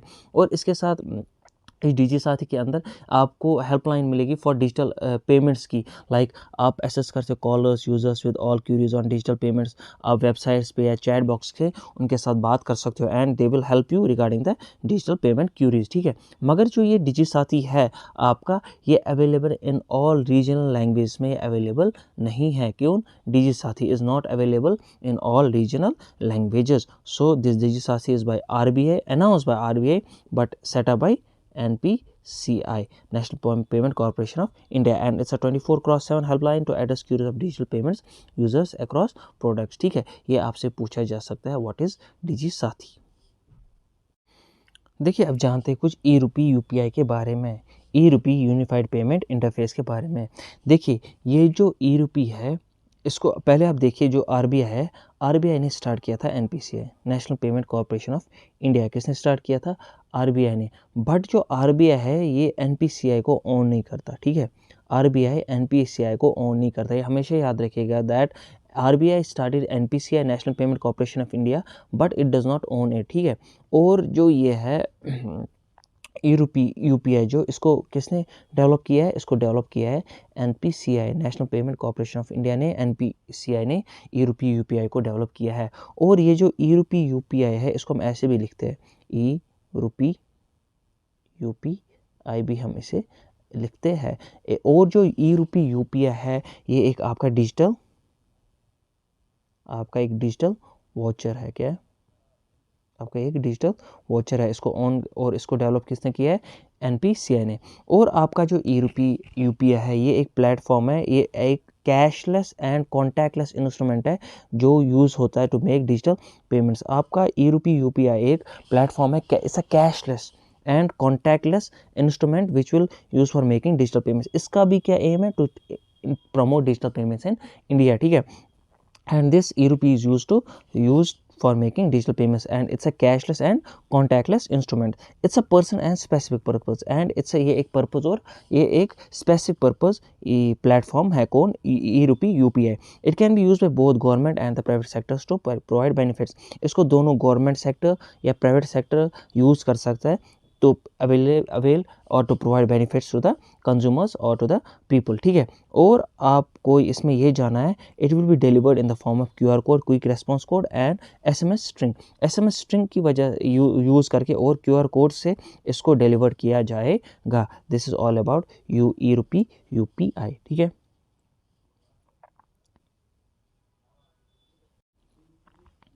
अब बात करते हैं यहाँ पे कुछ एक क्वेश्चन की बात करते हैं, which of the following would have an impact on the yields of the government bonds. पहले आपको जाना है यील्ड होता क्या है। ये जो यील्ड है, एक होता है यील्ड और दूसरा होता है यील्ड रेट बॉन्ड। ये जो आपका यील्ड होता है, yield is the annual net profit that an investor earns. क्या है yield? Yield is the annual net profit that an investor earns. Annual net profit that an investor earns on an investment. कितना एक investor earn करता है annual net profit एक investment पे, ठीक है। जो तो इंटरेस्ट रेट है is the percentage charge by lender for a loan. और जो इसका इंटरेस्ट रेट है वो लेंडर चार्ज करता है किसको? The interest rate is the percentage charge by lender for a loan, ठीक है। इसको क्या हम बोलते हैं? Yield. So yield is the annual net profit that an investor earns on A investment, उसको हम यील्ड बोलते हैं। और दूसरा होता है यील्ड रेट बॉन्ड। ये जो यील्ड रेट बॉन्ड है, यील्ड रेट बॉन्ड क्या है, the bonds yield is the rate of return the bond generates, कितना रेट ऑफ रिटर्न जो बॉन्ड जनरेट करता है उसको हम यील्ड रेट बॉन्ड बोलते हैं। और जो इसका एक कूपन रेट होता है वो interest that the bond pays annually, और उस कूपन रेट को हम बोलते हैं, इसमें एक यील्ड रेट बॉन्ड में एक रेट होता है जिसको हम कूपन रेट बोलते हैं, और वो होता है is the rate of interest that the bond pays annually, कितना rate of interest bond annually pay करता है उसको हम क्या बोलते हैं, coupon rate. This is the difference between yield and yield rate bond. अब यहाँ पे क्वेश्चन है, अगर आपका would have impact on the yields of the government bonds पे यील्ड्स पे किससे इम्पैक्ट होगा। अगर यहाँ पे जीसैप और ऑपरेशन ट्विस्ट की बात करेंगे, ये जो जीसैप है ये government securities acquisition programme, what, government securities acquisition programme, ये जीसैप आपकी न्यूज़ में था और ऑपरेशन ट्विस्ट भी आपकी न्यूज़ में था। इसकी वजह से क्या होगा, जो गवर्नमेंट सिक्योरिटीज एक्विजिशन प्रोग्राम में क्या होता है, जो आरबीआई है ये परचेज करता है government securities from the secondary market में। आरबीआई क्या करता है जीसैप में, आरबीआई जीसैप में गवर्नमेंट सिक्योरिटीज सेकेंडरी मार्केट से परचेस करता है, और उसकी वजह से क्या होगा, जब RBI government securities secondary market से परचेस करेगा उसकी वजह से आपकी जो डिमांड है इंक्रीज़ होगी, और डिमांड की वजह से आपका जो यील्ड रेट होगा वो डिक्रीज़ होगा। जब आपका यील्ड रेट डिक्रीज़ होगा उसकी वजह से क्या, आपका जो है गवर्नमेंट मोर इशू करेगा, कौन, बॉन्ड्स। सो इसकी वजह से यील्ड्स गवर्नमेंट बॉन्ड्स पे इस पे असर पड़ेगा, किसकी, जीसैप की वजह से। अगर हम ऑपरेशन ट्विस्ट देखेंगे, ये जो आपका ऑपरेशन ट्विस्ट है इसमें ऐसे ही क्या करता है, आरबीआई परचेज करता है लॉन्ग टर्म गवर्नमेंट सिक्योरिटीज़ और सेल करता है शॉर्ट टर्म गवर्नमेंट सिक्योरिटी, किसमें, जैसे ओपन मार्केट ऑपरेशन होता है, selling and buying of government securities. और इसी में जो ऑपरेशन ट्विस्ट में क्या गवर्नमेंट ने किया, आरबीआई ने किया, आरबीआई परचेज करती है क्या, long term government securities and sale करती है शॉर्ट टाइम गवर्नमेंट सिक्योरिटीज़। और जीसैप में भी क्या करता है आरबीआई, मैंने आपको शायद गवर्नमेंट बोलता, सॉरी, आरबीआई परचेज करती है क्या, government securities from the secondary market, जिससे डिमांड इंक्रीज होता है और आपका यील्ड रेट डिक्रीज होने के बाद वो इशू करता है मोर बॉन्ड्स, एंड इन दोनों की वजह से इम्पैक्ट करता है yields on the government bonds पे, इससे इम्पैक्ट होता है। So both 1 and 2 are correct, ठीक है। देखिए आप और एक टॉपिक की बात करते हैं जिसे हम बोलते हैं मसाला बॉन्ड्स। ये मसाला बॉन्ड्स होते क्या है, ये जो आपके मसाला बॉन्ड्स हैं इनमें जो आपका इंटरेस्ट रेट होता है, इंटरेस्ट रेट वो हायर होता है, क्या, इंटरेस्ट रेट इनमें हायर होता है। Interest rate is in paid in rupees, interest rate किस में पे किया जाता है, और रुपीज़ में पे किया जाता है। ये जो मसाला बॉन्ड्स है ये क्या है, these are rupee dominant bonds, ये क्या है, रुपी डोमिनेटेड बॉन्ड्स है। और इन मसाला बॉन्ड्स को इशू किया जाता है outside India, issued outside India, ठीक है, ये आप याद रखिएगा। ये जो मसाला बॉन्ड्स है ये इनको इशू किया जाता है आउटसाइड इंडिया, और ये रुपीज़ डोमिनेटेड बॉन्ड्स है, इनको इशू किया जाता है किन में, बॉन्ड्स में, और interest rate is paid in rupees, और इन पे जो इंटरेस्ट रेट है वो हायर होता है। और जो ये मसाला बॉन्ड्स है these are part of ECB. ECB क्या होता है, एक्सटर्नल कमर्शियल बोरोइंग्स। ये जो एक्सटर्नल कमर्शियल बोरोइंग्स है मसाला बॉन्ड्स उनका पार्ट है। और आपका एक्सटर्नल कमर्शियल बोरोइंग्स में क्या आता है, और आपका आती है डोमेस्टिक करेंसी आती है, और आपकी इसमें फॉरेन करेंसी आती है। और जो ये मसाला बॉन्ड्स है ये पार्ट है एक्सटर्नल कमर्शियल बोरोइंग्स का, ठीक है। This all about masala bonds. और एक टॉपिक है यहाँ पे, the term front runner often appearing in news. जो आपने न्यूज़ में देखा होगा एक टर्म ऑफन जो है अपेयर हो रही है न्यूज़ में, उसको हम फ्रंट रनिंग बोलते हैं। ये फ्रंट रनिंग है क्या, ये फ्रंट रनिंग जो है इंडिया में इलीगल है, क्या है, इलीगल। और ये कहाँ पे होता है, ये आपके स्टॉक मार्केट में होता है, स्टॉक मार्केट में होता है आपका ये फ्रंट रनिंग। ये फ्रंट रनिंग है क्या, जब भी कोई इन्वेस्टर या broker joining trade in market because of access to information affecting the asset price, जब भी आपके मार्केट में किसी भी इन्वेस्टर या ब्रोकर को हाथ मिलाता है ज्वाइनिंग ट्रेड, वो ट्रेड ज्वाइन करता है किसके साथ, मार्केट के साथ, क्योंकि उसको इस मार्केट की क्या खबर होती है, इन्फॉर्मेशन होती है, और उसके जो है वो उस मार्केट की किसी पर्टिकुलर ट्रेड के वो एसेट प्राइसेस को इफेक्ट करता है, और उसको हम फ्रंट रनिंग बोलते हैं। और ये जो फ्रंट रनिंग है इलीगल है इंडिया में, and it happens in the trade market और the stock market as well. So this is about the front running. अब बात करते हैं ग्रीन बॉन्ड्स की। ये ग्रीन बॉन्ड्स होते क्या है, ये जो आपके ग्रीन बॉन्ड्स है आपके डेट इंस्ट्रूमेंट्स है, क्या है आपके डेट इंस्ट्रूमेंट्स। कौन, ये ग्रीन बॉन्ड्स क्या है आपके, ये आपके डेट इंस्ट्रूमेंट्स है। और इन ग्रीन बॉन्ड्स में आपको जो है money for specific type of projects होते हैं, money for specific types of projects, ठीक है। क्या मनी होता है किसके लिए? स्पेसिफिक टाइप्स ऑफ प्रोजेक्ट्स के लिए आपके लिए मनी दिया जाता है। एंड फॉर एग्जांपल अगर हम इन्वायरमेंटली फ्रेंडली प्रोजेक्ट्स की बात करेंगे, उनमें ग्रीन बॉन्ड्स यूज़ होते हैं और इनको हम क्या बोलते हैं? These are debt instruments. अगर हम ग्रीन बॉन्ड्स की बात करेंगे, ये जो ग्रीन बॉन्ड्स हैं इनको इशू कर सकता है कोई भी कंपनी, इसको इशू कर सकती है। It can be issued by companies, governments and multilateral organizations in green bonds को इशू करती है बिकॉज दीज ग्रीन बॉन्ड्स है specific purpose, specific types of projects के इनके लिए यूज़ करता है, environmentally friendly projects and these are debt instruments. So इस ग्रीन बॉन्ड्स को इशू कंपनीज भी कर सकती है, गवर्नमेंट्स भी इसको इशू कर सकती है और मल्टीलेटरल ऑर्गेनाइजेशंस भी इसको इशू कर सकती है। अगर हम बात करेंगे कौन सी पहली कंट्री थी जिसने ग्रीन बॉन्ड्स इशू किया था, अगर हम इजिप्ट करेंगे, Egypt is the first country in the middle east and north Africa to issue a sovereign green bond. और जो इजिप्ट है, इजिप्ट पहली कंट्री बन गई मिडल ईस्ट और नॉर्थ अफ्रीका में to issue a sovereign green bond. कौन सी? ये आपसे पूछा जा सकता है that which country became was the first to issue the green bonds in the middle east and north Africa? It was Egypt.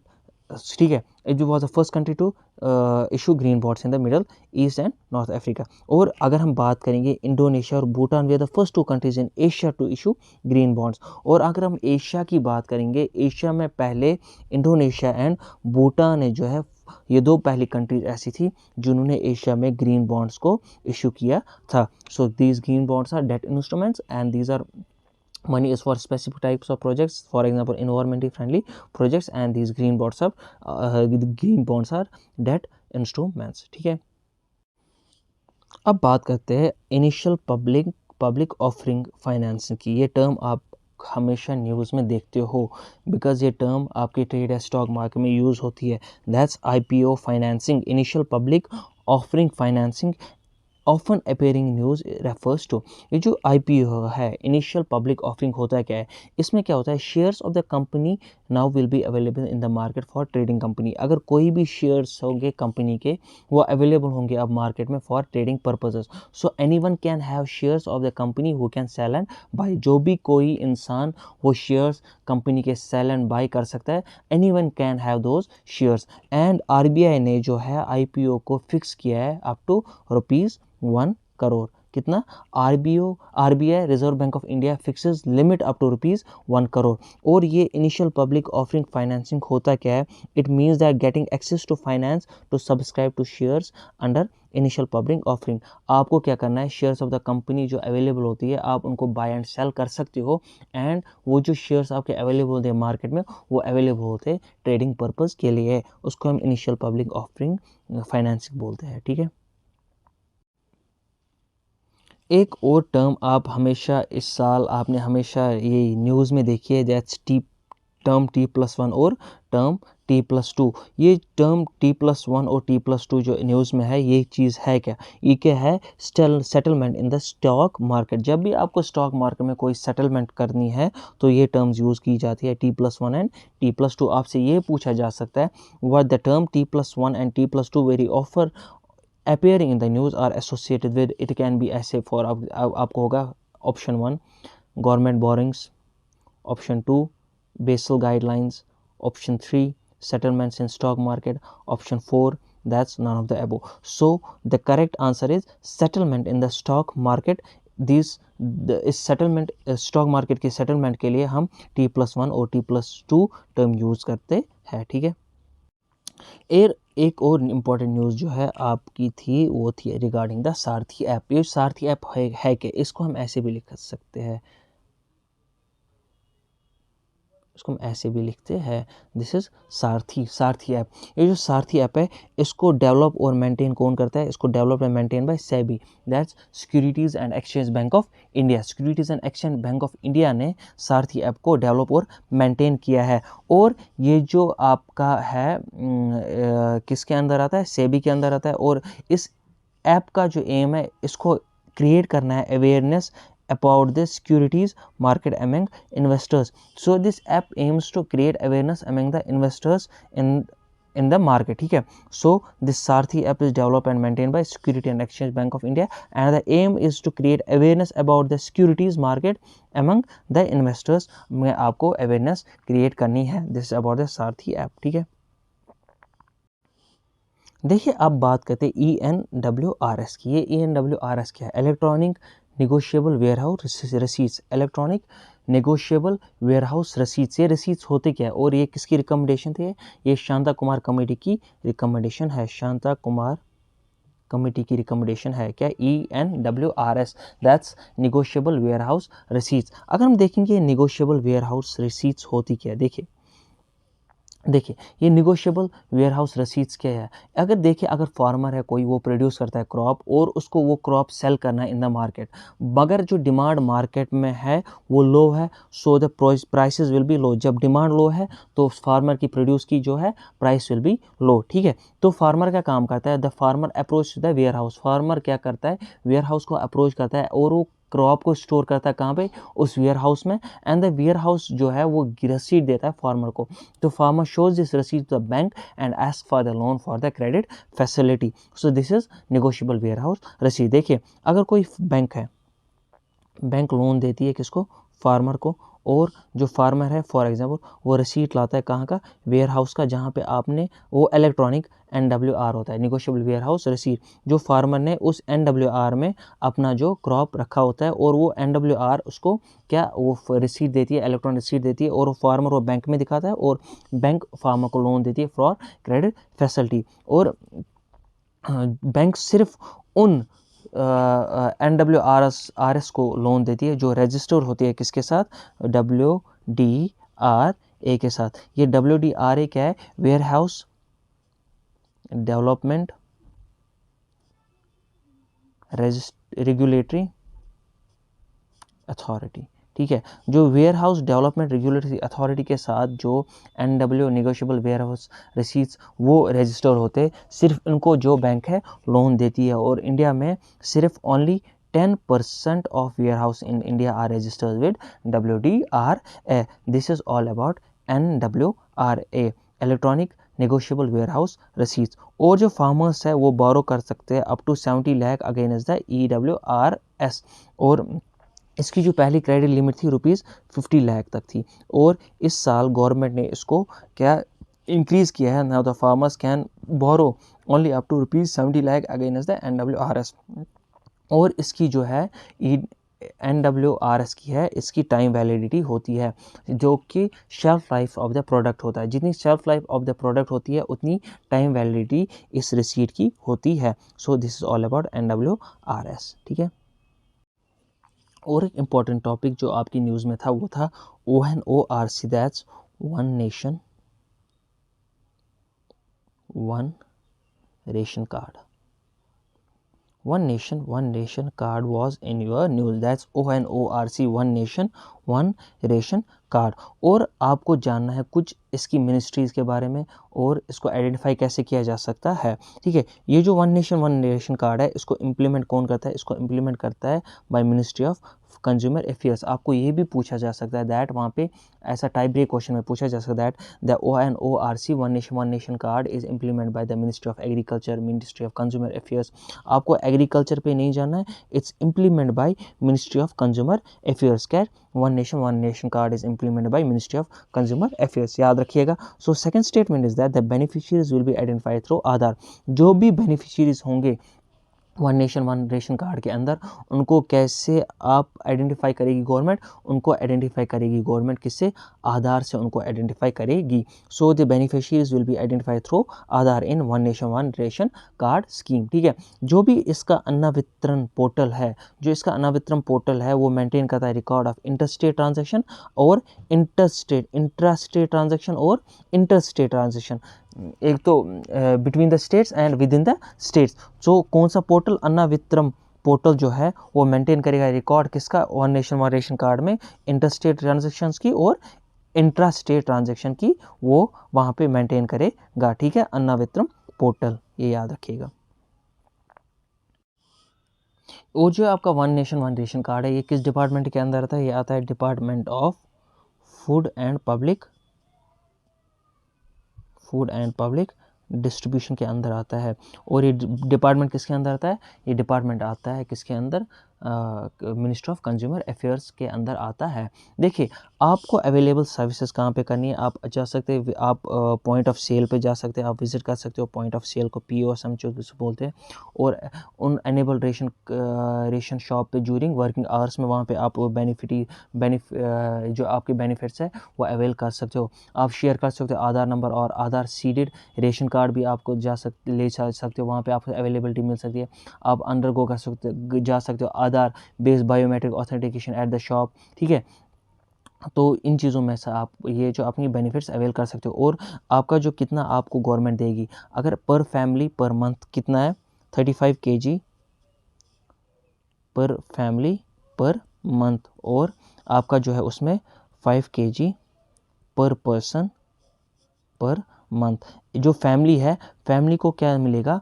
35 kg पर फैमिली पर मंथ और 5 kg पर पर्सन पर मंथ। उसमें आपका जो राइस है, rice ₹3 पर kg मिलेगा आपको।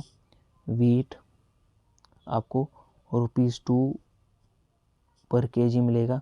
और कोर्स ग्रेन जो आपका है वो आपको ₹1 पर kg मिलेगा। ये आप याद रखिएगा, ठीक है।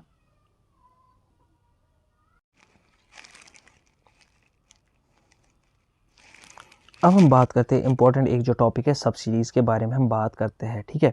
जो गवर्नमेंट है हमारे किन किन प्रोडक्ट्स हमें सब्सिडीज़ मिलती है।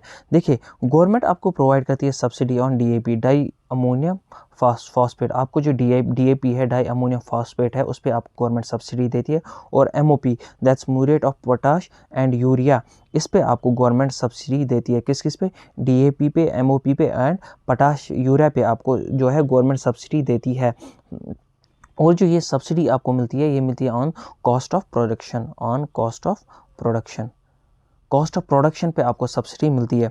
देखिए, ये जो DAP है और MOP है, ये सब्सिडी प्रोवाइड करते हैं under nutrient based subsidy regime. जो न्यूट्रन बेस्ड सब्सिडी रिजीम है उनके अंदर जो है इनको MOP और DAP को सब्सिडी मिलती है। और इसके अंदर यूरिया नहीं आता है। So urea does not come under the nutrient based subsidy regime, that's NBS। अगर हम बात करेंगे न्यूट्रन बेस्ड सब्सिडी रिजीम के, जिसके अंदर DAP आता है आपका डाई अमोनियम फॉस्फेट और MOP म्यूरेट ऑफ पोटाश आता है, वो क्या है? जो ये NBS है, न्यूट्रन बेस्ड सब्सिडी रिजीम जो है, इसको इंट्रोड्यूस किया गया था 2010 में, ठीक है। जब इसको 2010 में इंट्रोड्यूस किया गया था फॉर P&K फर्टिलाइजर्स के लिए, that's potassium and phosphorus fertilisers के इसके लिए इसको इंट्रोड्यूस किया गया था। और ये सब्सिडी होती क्या है? जितनी आपकी क्वांटिटी है, how much quantity of nutrients, that will be the subsidy. जितनी आपकी क्वांटिटी ऑफ न्यूट्रंस होगी उतनी आपकी सब्सिडी होगी, ठीक है। और इसमें न्यूट्रन बेस्ड सब्सिडी रिजीम में आपका जो है, इसमें आपका सब्सिडी मिलता है to the producers but not to the farmers. याद रखिएगा, न्यूट्रन बेस्ड सब्सिडी रिजीम में आपकी सब्सिडी टू द प्रोड्यूसर मिलती है और सब्सिडी आपकी जो है फार्मर को नहीं मिलती है, हमेशा प्रोड्यूसर्स को सब्सिडी मिलती है। और अगर हम बात करेंगे अब यूरिया की, ये जो यूरिया है, यूरिया हाईएस्ट होता है इंपोर्ट कहाँ पे? इंडिया में। एंड इंडिया में जो हमारा मैक्सिमम जो इंपोर्ट होता है यूरिया का या हमारी फर्टिलाइज़र का, वो कहाँ से होता है? रशिया से इंपोर्ट होता है, ठीक है। तो this is about nutrient based subsidy regime. और अगर हम बात करते हैं, इंडिया इंपोर्ट करता है अबो मेंशन फर्टिलाइजर्स को, ठीक है। बहुत सारी कंट्रीज़ है और वहाँ से रशिया से भी सबसे ज़्यादा इसको इंपोर्ट करता है, इन फर्टिलाइजर्स को इंपोर्ट करता है, ठीक है। अब सब्सिडी में हम देखते हैं कुछ एम्बर बॉक्स होता है, ब्लू बॉक्स होता है, ग्रीन बॉक्स होता है, रेड बॉक्स होता है, वो होते क्या है? और हमारे जो एम्बर बॉक्स है, ब्लू बॉक्स है, एक कंसिस्ट क्या करते हैं? Trade distorting substances. ये ट्रेड डिस्टॉर्टिंग होता क्या है? जो भी कोई आपका चेंज करता है normal course of the trade को, उसको हम ट्रेड डिस्टॉर्टिंग सब्सिडीज़ बोलते हैं। और उसमें क्या आता है? आपका सबसे ज़्यादा एम्बर बॉक्स आता है और ब्लू बॉक्स आता है। और आपका जो ब्लू बॉक्स है, इसमें जो है मिनिमल डिस्टॉर्शन होती है, और एम्बर बॉक्स में आपका हाईएस्ट डिस्टॉर्शन होता है। एंड जो एम्बर बॉक्स के अंदर जो आपकी सब्सिडीज आती है, वो आपका हाईएस्ट डिस्टॉर्ट करता है ट्रेड को, ठीक है। अगर हम बात करेंगे आपका एग्रीमेंट ऑन एग्रीकल्चर AO, जो आपका एग्रीमेंट ऑफ एग्रीकल्चर है उसके अंदर जो है दे आर लिमिट्स और एम्बर बॉक्स, और एम्बर बॉक्स में आपका लिमिट है वहाँ पे, ठीक है। अगर हम ग्रीन बॉक्स की बात करेंगे, ग्रीन बॉक्स में कोई भी लिमिट नहीं होता है, doesn't disturb, because green box doesn't distort the trade. अगर हम बात करेंगे आप किसकी, ब्लू बॉक्स की, वो ट्रेड को डिस्टॉर्ट करता है बट मिनिमल डिस्टॉर्शन होती है ट्रेड में, but member countries are allowed to limit the amount of production, और मेंबर कंट्रीज को अलाउ किया जाता है उनको लिमिट ऑफ प्रोडक्शन करनी है। और सबसे ज़्यादा जो मैक्सिमम ट्रेड डिस्टॉर्शन किस में होता है, एम्बर बॉक्स में होता है, और अंडर एग्रीमेंट ऑफ एग्रीकल्चर, इसीलिए एम्बर बॉक्स पे सबसे ज़्यादा जो है आपकी लिमिट्स लगाई गई है, ठीक है। जैसे एग्रीमेंट ऑफ एग्रीकल्चर के अंदर क्या आता है, आपको एक्सपोर्ट सब्सिडी आती है, आपकी डोमेस्टिक सपोर्ट आता है, आपका टैरिफ बैरियर्स आती है आपकी, ये किसके अंदर आता है, आपका एग्रीमेंट और ऑन एग्रीकल्चर के अंदर आता है, ठीक है।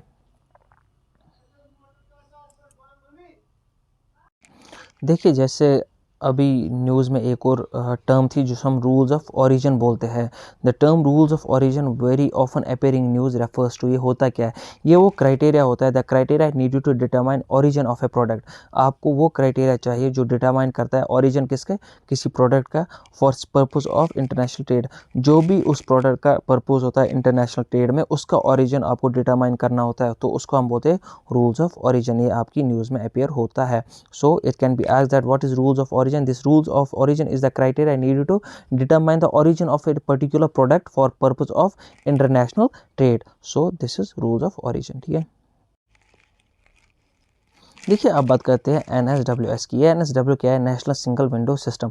ये आपका नेशनल सिंगल विंडो सिस्टम क्या है, ये आपका है दैट इट्स अ पोर्टल जो आइडेंटिफाई करता है the approvals required for the businesses. कौन कौन से अप्रूवल्स आपको रिक्वायर होते हैं कोई भी बिजनेस स्टार्ट करने में, उसको हम बोलते हैं नेशनल सिंगल विंडो सिस्टम। ये वो पोर्टल है, और रिसेंटली है J&K has become the first UT to provide the approvals under NSWS। और आपसे ये पूछा जा सकता है which is the first UT or the state to provide approval under NSWS. It's J&K. So J&K became the first UT to provide the approval under NSWS. और ये provide करती है approvals at central and state level applications. जो भी आपकी central और state level applications है वो वहाँ पे अप्रूवल प्रोवाइड करता है। और आपका जो ये NSWS है, नेशनल सिंगल विंडो सिस्टम है, ये आपका किसने डेवलप किया है, DPIIT, that's department of promotion of industry and internal trade. क्या, Department of Promotion of Industry and Internal Trade। So department of promotion of industry and internal trade ने NSW national single window system को क्या किया, develop किया है, और ये approve करता है कहाँ पे, approvals at central and state level applications. And J&K पहली ऐसी स्टेट UT बन गई जो इसने अप्रूवल प्रोवाइड किया, कहाँ से, किसके अंडर, पोर्टल के अंदर, NSWS national single window system के अंदर। और जो पोर्टल है ये हेल्प करता है in identifying the approval required for the businesses के लिए, जो भी आपको अप्रूवल रिक्वायर होनी चाहिए वो इसको आइडेंटिफाई करता है, ठीक है। देखिए आपकी न्यूज़ में कुछ पोर्टल्स थे, जैसे ई-सारथी, वारथी, ई-सारथी थे, या UPI 123 पे AEPD थे, ऐसे कुछ और थे, जैसे नो डिफ़ॉल्टर्स पोर्टल। इस नो डिफ़ॉल्टर्स पोर्टल का एम क्या है, इस नो डिफ़ॉल्टर्स पोर्टल का एम है portal to report delayed payments. जहाँ पे भी डिलेड पेमेंट्स होती है उस पोर्टल में, नो डिफ़ॉल्ट पोर्टल में उन डिलेड पेमेंट्स को रिपोर्ट किया जा सकता है, ठीक है। और एक है संभव ऐप, ये किसके लिए, MSMEs के लिए, micro small and medium enterprises के लिए। ये एक नेशनल अवेयरनेस प्रोग्राम है, नेशनल लेवल अवेयरनेस प्रोग्राम है। क्या क्या है, संभव एक नेशनल लेवल अवेयरनेस प्रोग्राम है, किसके अंडर, MSMEs के लिए, ठीक है। और एक था ई श्रम पोर्टल। ये ई श्रम पोर्टल क्या है, ये जो अनऑर्गेनाइज वर्कर्स है, डेटाबेस किनका, अनऑर्गेनाइज वर्कर्स जो है, लेबरर्स है, उनका एक डेटाबेस है ई श्रम पोर्टल। ये आपसे पूछा जा सकता है, ठीक है। देखिए इस तरह से भी आपको क्वेश्चन पूछा जा सकता है, like that of which of the following outcomes of Russia Ukraine war, की कौन सी फॉलोइंग आउटकम्स हो सकती है, आपसे ये पूछा जा सकता है। देखिए अगर हम बात करेंगे राइजिंग फ्राइट चार्जेस, हाँ देखिए जो भी ट्रांसपोर्टेशन ऑफ गुड चार्जेस है, इन्फ्लेशन उनमें भी हुआ है, इन्फ्लेशन बहुत सारी चीज़ों में हुआ, उसकी वजह से रशिया यूक्रेन वॉर की वजह से जो आपका ट्रांसपोर्टेशन ऑफ गुड्स चार्जेस है वो इंक्रीज़ हुआ है। So this is true. देखिए राइजिंग इन्फ्लेशन इन इंडिया, जो भी इन्फ्लेशन इंडिया में हुई because of the integration of economies, इसको हम LPG, liberalisation, privatisation and globalisation की वजह से, जो हमारी इंटीग्रेशन ऑफ इकोनॉमीज, जो हमारी इकोनॉमीज इंटीग्रेट हो चुकी है, उसकी वजह से है जो इंडिया में भी इन्फ्लेशन हो चुकी है, उसकी वजह से हमारे रिवर्स रेपो रेट उन पे भी असर पड़ता है, ठीक है। एंड हमारी इंडिया में भी इन्फ्लेशन है फ्रॉम लास्ट 1 ईयर या 8-10 मंथों से हमारी कंट्री में भी इन्फ्लेशन कंटिन्यू हो रही है। अगर हमारा जो है इंडियाज़ करंट अकाउंट डेफिसिट है वो राइज हो सकता है, क्योंकि हम जो बाई करते हैं क्या करते हैं, इंपोर्ट करते हैं फर्टिलाइज़र्स को, कहाँ से, रशिया से इंपोर्ट करते हैं फर्टिलाइज़र्स को। सो इससे क्या होगा, इंडिया का जो करंट अकाउंट डेफिसिट है वो राइज हो सकता है। और जो भी हम इंपोर्ट करते हैं फ्यूल को, उसकी राइजिंग राइजिंग कॉस्ट जो है फ्यूल की, वो इंपोर्ट्स वो ज़्यादा हो सकती है, बिकॉज हम क्या करते हैं इंडिया में, we import most of the fuel from outside India. So these are the possible outcomes of the Russia Ukraine war, ठीक है। देखिए आपका लास्ट टॉपिक जो आपका इकोनॉमी का है वो it's about the design linked incentive schemes. अभी इसमें बहुत सारे टॉपिक्स बचे, बट आई हैव जस्ट एक वन शॉट वीडियो बना था, उसमें कितने इंपॉर्टेंट टॉपिक्स हम डाल सकते हैं उतना उसका मैंने वो वीडियो, ये वाला वीडियो बनाया है। So this will be the last topic, it's about the design linked incentive scheme. ये जो डिज़ाइन लिंक्ड इंसेंटिव स्कीम्स है ये किसके अंडर आता है, it was launch by ministry of electronics and information technology, जिसको हम मेटी भी बोल सकते हैं, MEITY, ministry of information and ministry of electronics and information technology. इसी ने इस डिज़ाइन लिंक्ड इंसेंटिव स्कीम को लॉन्च किया है, और ये जो है it's being implement for a period of 5 years, 5 सालों के लिए इसको इम्प्लीमेंट किया गया है। किसको, डिज़ाइन लिंक्ड इंसेंटिव स्कीम को। और इस डिज़ाइन लिंक्ड इंसेंटिव स्कीम का एम क्या था, इसका एम था to promote the manufacturing of semiconductor devices. हमें जो लोकली है अपनी कंट्री में जो सेमीकंडक्टर डिवाइसेस है उनको डोमेस्टिकली हमें डिज़ाइन कंपनीज बनाना है और उनकी हमें मैन्युफैक्चरिंग लोकली इंक्रीज़ करनी है। So the aim is to promote the manufacturing of semiconductor devices in India. This is design linked incentive scheme. It's implemented for a period of 5 years and it's launched by the Ministry of Electronics and Information Technology. So this is all about the economy, one short video, and I have just I have discussed some of the important topics that were in news since from last 1 year, और मैंने उसके साथ साथ आपको कुछ inflation के बारे में और बेसिक टॉपिक्स के बारे में भी बोला है। आई होप दैट आपको इस लेक्चर से बहुत ही हेल्प मिली होगी। Thank you very much.